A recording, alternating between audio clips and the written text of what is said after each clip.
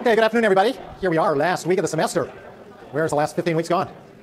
So today we want to talk about international trade and the environment and some of the controversies surrounding that. So one of the big controversies has been that some critics of international trade think that international trade directly leads to environmental damage. And a second argument that's been made by anti-globalization critics is that international trade agreements, or the rules of the WTO that most countries operate under, actually end up preventing countries from adopting stricter environmental standards. So we'll look at both of those issues to see how much validity there actually is to those. But let's think about international trade and the environment. So there are a couple of things, though, that we can say about international trade that is very clear. So remember that before, when we talked about developing countries, one of the things we talked about was that there was a real shift in focus from the import substituting industrialization policies of the 50s and 60s and 70s to a much more export-oriented industrialization that started to take place in the 80s and accelerated in the 90s and in the last decade. And if we look at that export orientation, the other thing that we notice is that it's also led to a huge increase in the export, production and export of manufactured goods in developing countries. And one of the things that we would see in developing countries is that, in fact, environmental standards are much lower than they are in the developed world. You don't have to travel much in the developing world to see that. Air pollution, water pollution, a variety of other types of environmental damage has clearly been done in developing countries as they move towards manufacturing and export industries. The other thing, though, that's also interesting about this is recognizing that a lot of the manufacturing and export orientation is an export orientation to sell goods back to the developed countries. So in some sense, what many anti-globalization critics would argue is that companies, especially multinational corporations, have actually been engaging in environmental arbitrage, where they've moved facilities out of the developed countries where environmental standards are fairly high and moved them to developing countries where environmental standards are much lower. So we'll have to look at that argument in a bit more detail, which we will in just a minute. Then the follow-on to that may be, should international trade agreements, whether they're the multilateral type of the WTO, like the Doha round or the Uruguay round, or even regional or preferential trade agreements, should they include some sort of provisions for environmental quality? So that the argument would be from those who suggest it is that it can't do any harm, and it may actually do some good by forcing developing countries primarily to pay more attention to the environmental damage that manufacturing in particular, but also natural resource extraction does to the environment in the exporting countries. The opponents would argue that, in fact, that these environmental standards, or low environmental standards, is part of the developing world's comparative advantage, that they can, in fact, afford or need to have relatively low environmental standards to suffer from the pollution that's associated with that in order to have their economies grow quickly. Of course, that doesn't sound very good for the environment, but that is clearly an issue. So we might ask then, well, one of the questions that comes up is that, is this environmental damage that's being done a result of international trade exclusively, or the rules and regulations that are contained inside of international trade agreements?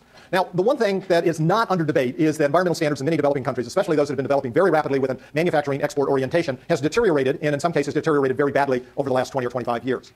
The question would be, though, or might be, if those countries were to have experienced the same development, but not with export-oriented growth, but rather under import-substituting industrialization or just natural growth of the domestic economy, would we have seen more, less, or about the same environmental damage? So again, the question is one of context. We know the environmental damage has taken place. We know also that there's been an increase in manufacturing activity and export volumes out of the developing world. They are undoubtedly related in some sense, but it's not as necessarily clear that the environmental damage would not have occurred had developing countries had more inward-looking policies. So we want to think then about how we want to discuss about how we want to think about trade liberalization and the environment. And one of the things that we know about trade liberalization when we talk about developing countries is the whole idea is to promote economic growth and to raise per capita income. So that's part of the whole deal. Now, this whole trade liberalization, to the extent that it's successful in leading to faster economic growth and raising per capita incomes, will actually have three different types of effects on environmental quality. The first effect is that this opening up to international trade is going to change the composition of production and consumption. So just remember back to our Ricardian model or our standard trade model, all those models way back when countries opened up to international trade, what we saw was that they would produce more of the good in which they had a comparative advantage, but they would also consume less of that good, because by entering into international trade, the relative price of that good would be rising. So we're producing more and consuming less domestically, with the difference going to exports. On the other hand, those goods that we have a comparative disadvantage in, we're going to end up producing less of, but because their relative price is falling, we'll consume more of them. So our imports will change as well. So international trade does lead to changes in the composition of both production and consumption. Some of those changes may lead to environmental damage. So let's see, got another little video here. See if I can figure out how to do this. Don't fall asleep on me now.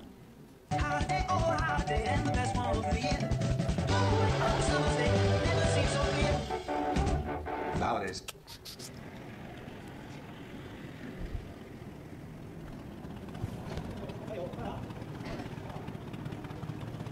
China is by far the world's largest seafood producer. China in the 1980s started developing aquaculture, meaning farms along the coast and also digging fish ponds all over the country.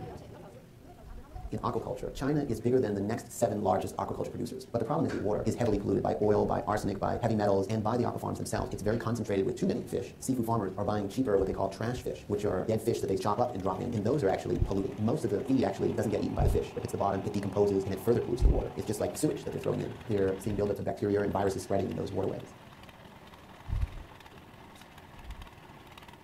Malachite green, nitrofuran, and fluoroquinolines. These 3 drugs repeatedly turn up in Chinese seafood despite the bans. And they're using these drugs because these were the most effective to kill viruses, to kill bacteria without killing the fish.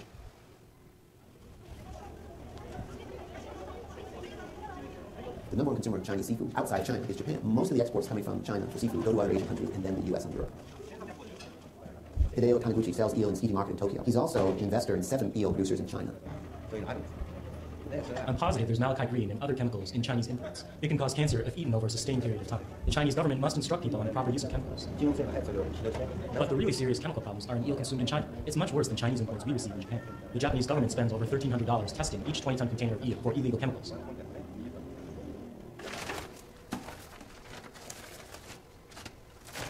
The Chinese government has shown that it's aware of these problems and it's moving aggressively to try to counteract them. They have come in with new regulations, punished producers, they have blacklisted companies, companies have been shut down. That's happened again and again over the last 10 years, and China hasn't been able to shake the problems, and that suggests that the farmers are faced with a situation where they feel it's either I use some drugs or I lose my crop.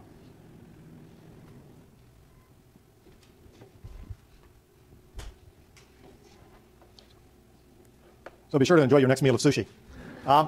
So this video actually shows 2 things that I wanted to highlight. One is a change in the composition of output. China has massively increased its aquaculture industry, as that suggests, and a huge portion of that increase has gone to exports to the rest of the world. So again, exactly what we would expect in terms of a change in the composition of output. Now, the other thing that this shows, of course, is obviously a tremendous amount of environmental damage. So this is a case where the environmental damage clearly has happened. There's very little suggestion that there's not environmental damage there. So let's just keep that in mind for a moment. So remember that second, or another aspect of trade liberalization is to try to get faster economic growth. So over a number of years, the economy itself is going to get bigger and bigger, right? We've seen this in China's case. When you grow at 10% per year, you double in size approximately every 7 years. So China's been growing almost 10% for 20 years now. So they're almost 6 times larger, 8 times larger than they were just 20 or 25 years ago. Other things being constant, the larger the economy, the more economic activity, the more production activity, the more pollution and environmental damage that will be done. Now, it's clearly true that not everything else is held constant, but if we just think about that, larger economic activity should create more environmental damage than smaller countries. A third thing, though, is we also want to raise, the whole goal of economic development is to raise the level of income per capita. But one of the things that we see about income is that the higher your income, the less the environmental damage. Now, why would that be the case? Less environmental damage. Here we have more environmental damage. Well, it turns out that a clean environment is actually a normal good. As people's income goes up, income per capita goes up. As people become richer, they're willing to pay more to have clean air, to have clean water, to have open green space, to have less noise pollution, and all the other kinds of environmental degradation that we might think of that comes about. So notice then that we've actually got 3 factors that may be affecting the economic environment, 3 factors that result from trade liberalization. We have changes in the composition of output, which could be a plus or a minus, but probably is more of a minus for developing countries than a plus. Increases in the size of the economy, which is clearly a minus, but increases in income, which is a plus. So we need to think then about how can we aggregate these conflicting forces to figure out what's actually going to happen to environmental quality. And the way that we do that is with what is known as an environmental Kuznets curve. Run.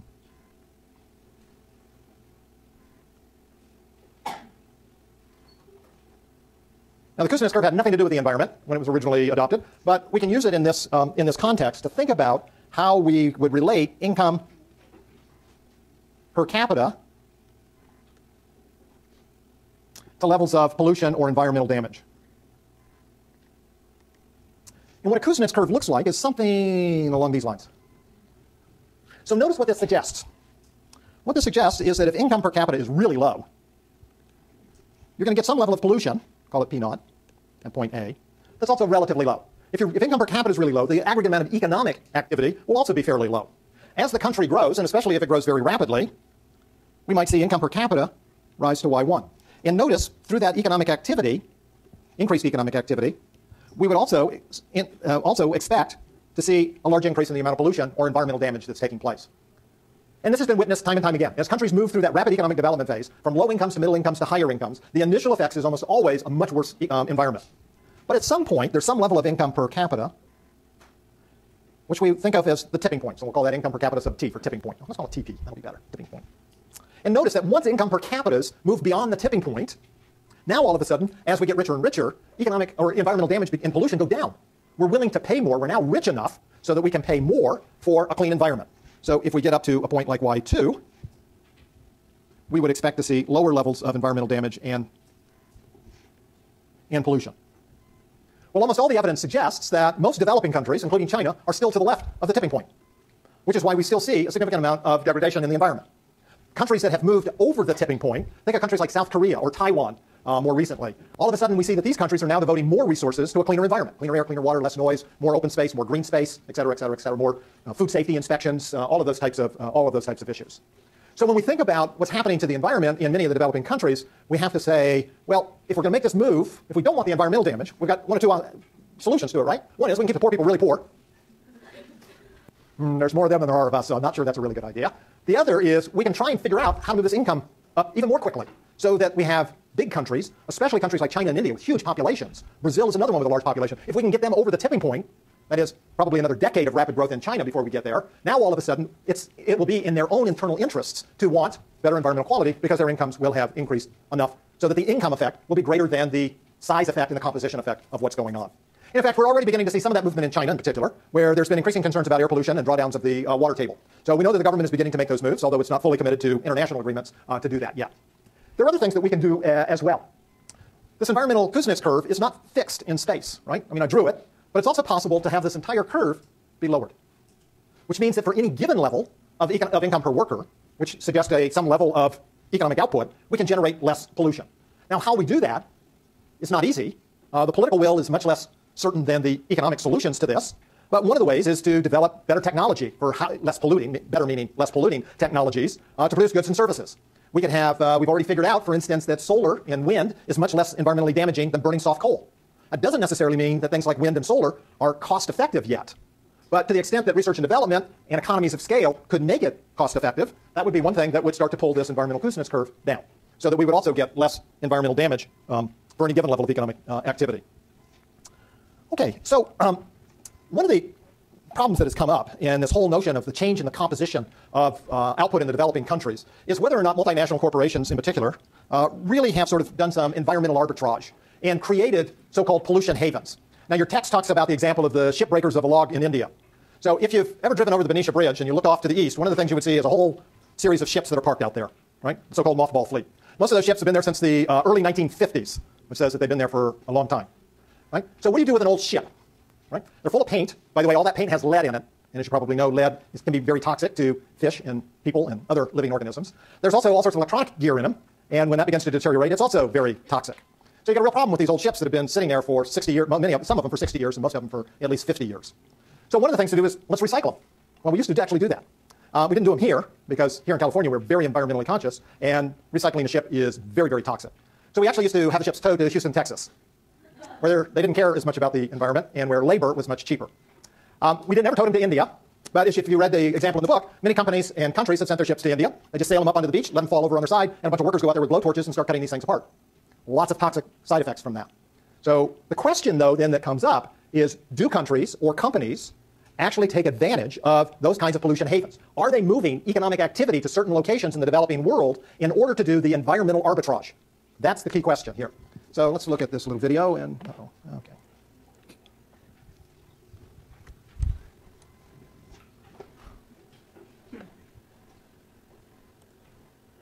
Later. Still talking about the military? Non-stop. You still interested? I'm open-minded. So, what next? I keep listening. Can't get rid of commercials.